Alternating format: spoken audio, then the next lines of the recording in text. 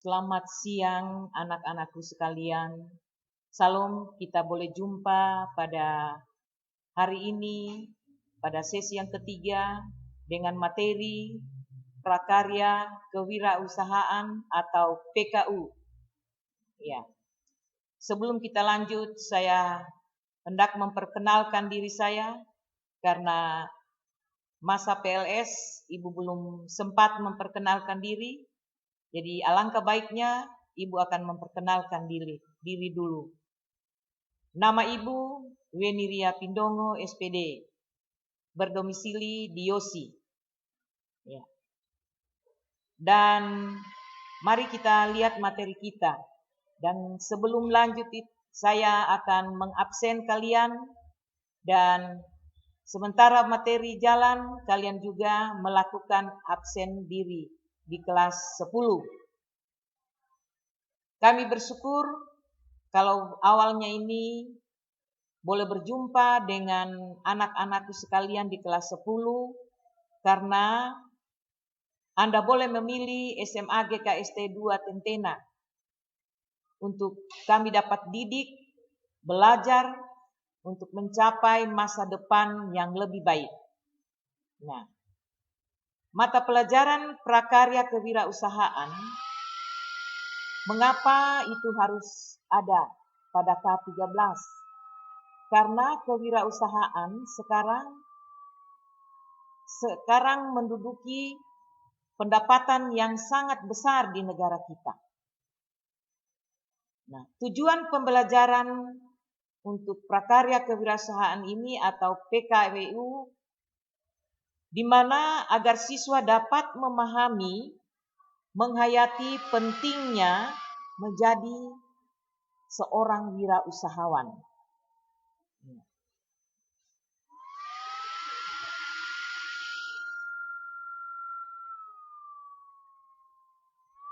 Pengertian wirausaha. Kewirausahaan atau entrepreneurship atau bedwin taker atau good bedwin. Wirausaha terdiri dari kata wira dan ditambah dengan usaha. Wira berarti pejuang, utama, gagah, berani, teladan, dan jujur. Itu pengertian dari atau arti dari kata wira. Sedangkan usaha itu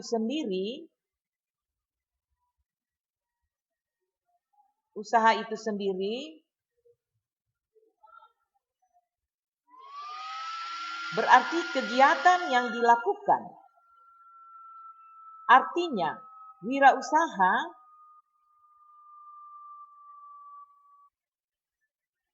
wirausaha adalah orang yang pandai atau berbakat mengenali produk baru, menentukan cara produk baru, menyusun kegiatan untuk mendapatkan hasil, mengantar permodalan serta pemasaran.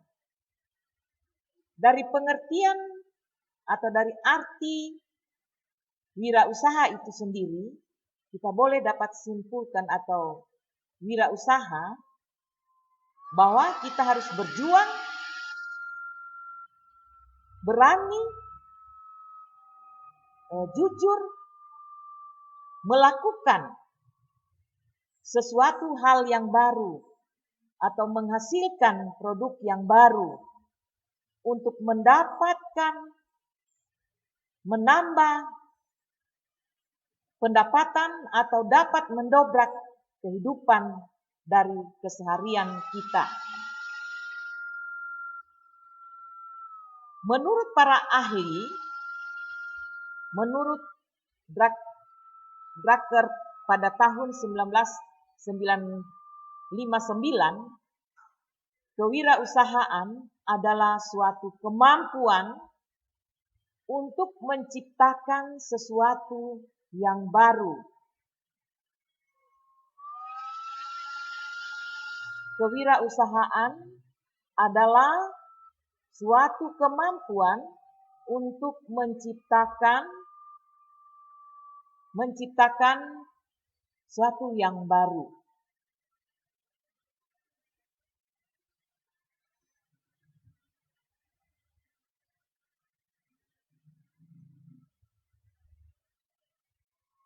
Apa yang diciptakan dalam kewirausahaan ini?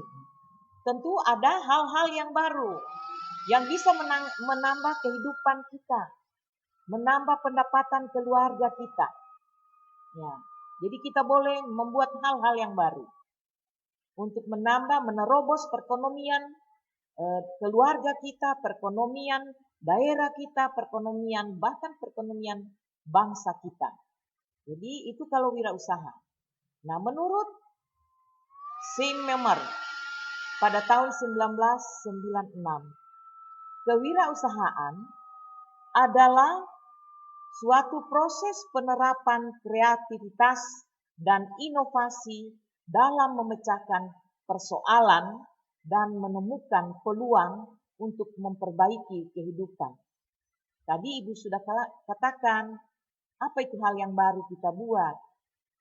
Apa yang belum dibuat orang kita harus boleh buat. Jadi kita harus berinovasi, kita harus kreativitas. Nah ini dikuatkan lagi oleh Seymour.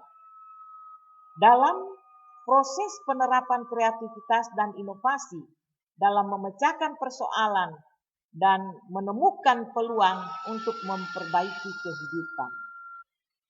Jadi kalau kita orang dalam hal perekonomian tertekan, kita harus bergerak, kita harus bekerja, kita harus berbuat. Apa? Untuk memecahkan. Nah, kreativitas kita harus berinovasi supaya kita dapat menemukan hal-hal yang baru untuk memperbaiki kehidupan. Bukan hanya bertahan dengan diam berpangku tangan. Nah, konsep kewirausahaan digambarkan dengan konsep 10D menurut Baygraf.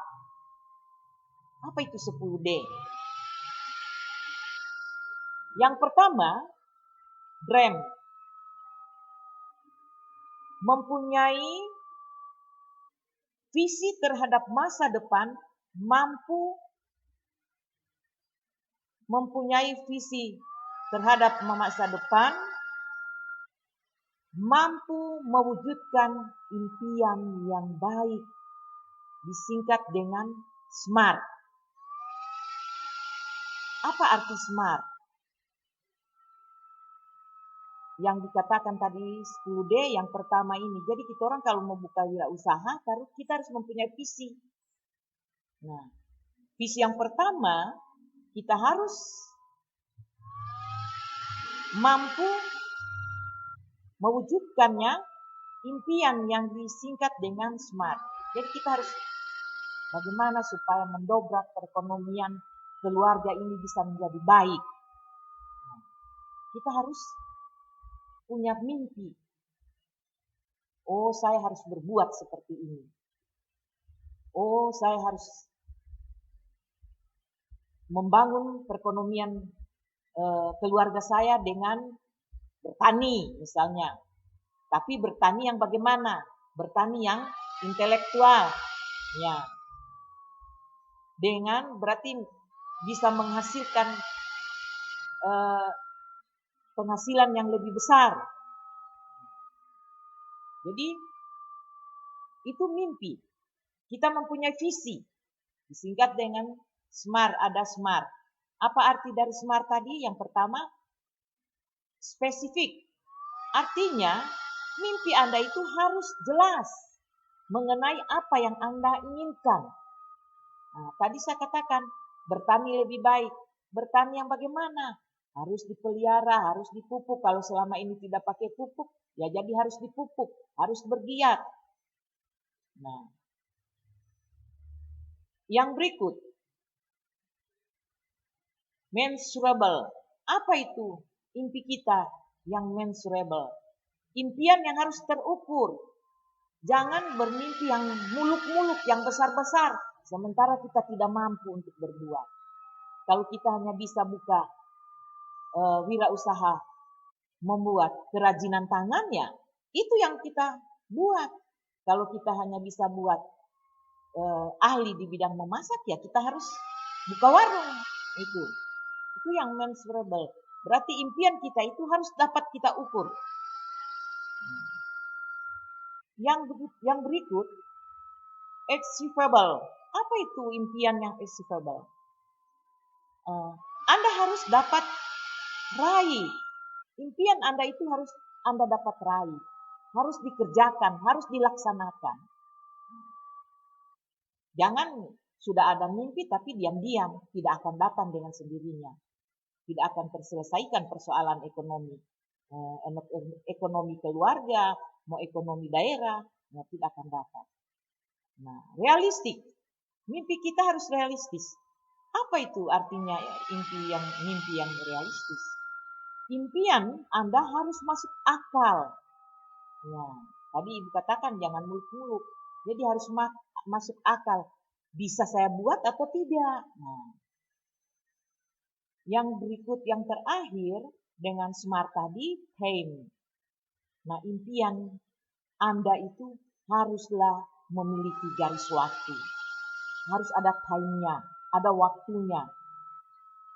Saya harus buat, bulan depan saya harus terobos, saya harus kerjakan, saya harus buka usaha ini.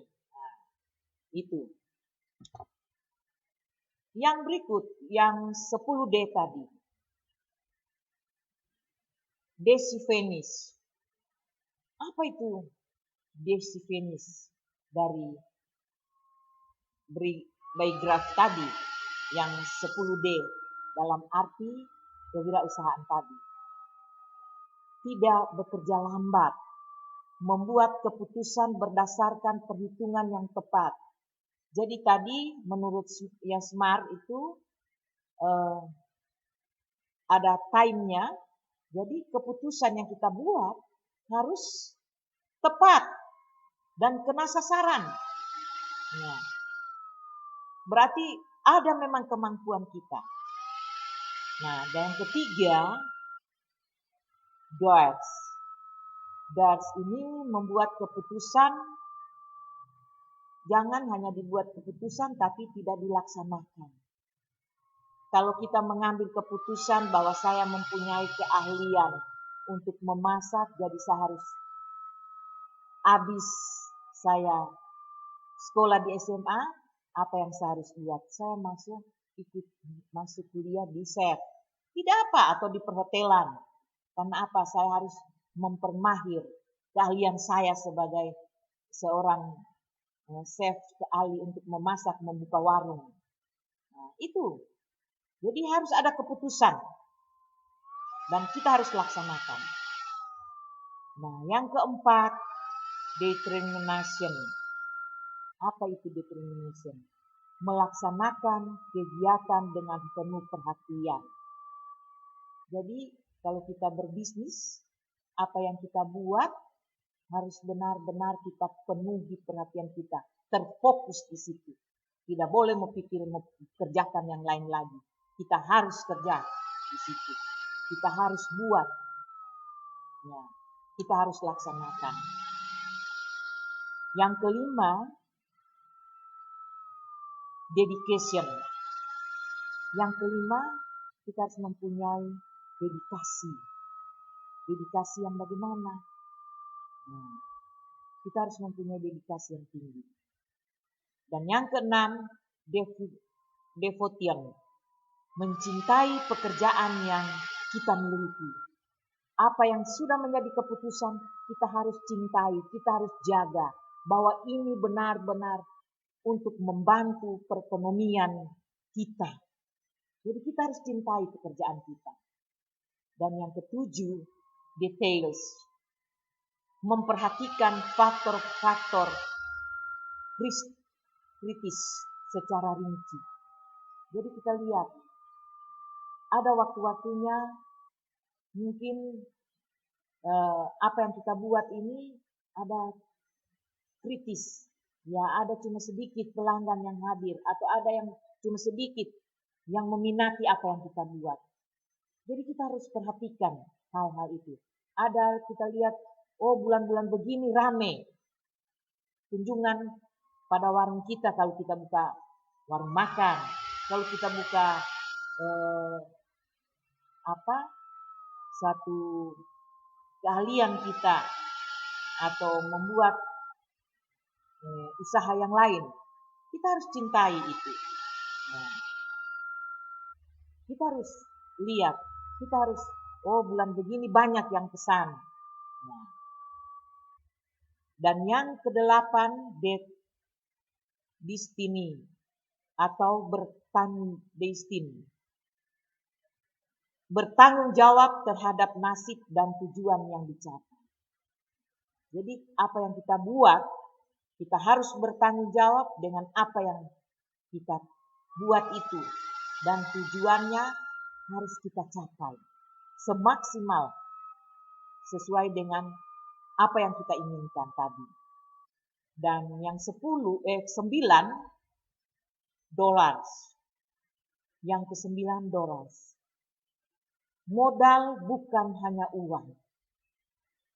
Selalu kalau kita buka usaha, selalu terpanjang, tidak ada uang. Apa yang kita mau buat?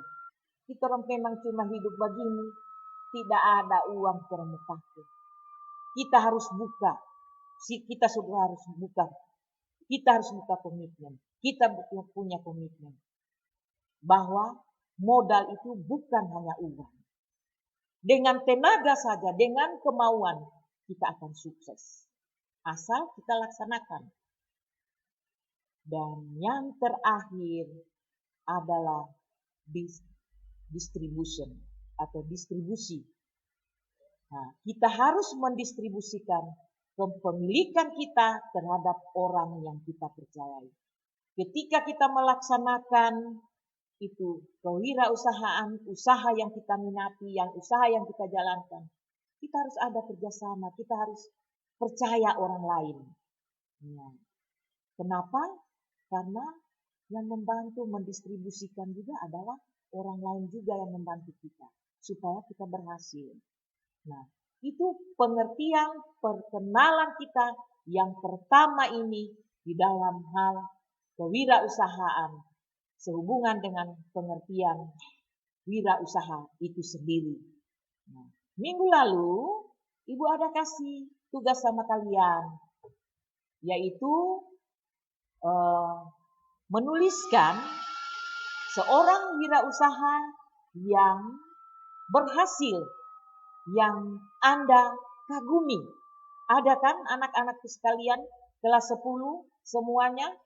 Memang hanya sebagian yang dapat mengirimkan kepada Ibu. Tetapi saya harap, nah di situ kamu harus tulis itu wirausaha yang berhasil yang kamu kagumi. Kenapa? Ibu akan ambil ketika kita selesai ini, apa saja yang menjadi menarik sehingga Anda mengambil seorang wirausaha yang berhasil. Contoh, kemarin ada yang mengambil, kalau tidak salah itu mantan Menteri Kelautan. Kita tahu Pujiastuti itu hanya siswa yang tamat dari SMP. Dia ketika dia mau masuk SMA, hanya dia lari. Dia pergi ke pinggir pantai, dia melihat bagaimana kehidupan nelayan. Maka dia mulai menerobos. Mulai dari apa? Yaitu dia mulai dari membeli ikan, menjual ikan. Ya. Pada akhirnya dia boleh seperti apa yang kita kenal. Dia menjadi Menteri Kelautan yang sangat sukses. Padahal kamu lihat kemauannya yang tinggi. Nah, itu ada hal-hal yang Ibu ajarkan tadi, kalian ambil poinnya. Dan kalian akan tuliskan dan kirim kepada Ibu semua. Oke, terima kasih perjumpaan kita Tuhan memberkati. Sekian, Shalom.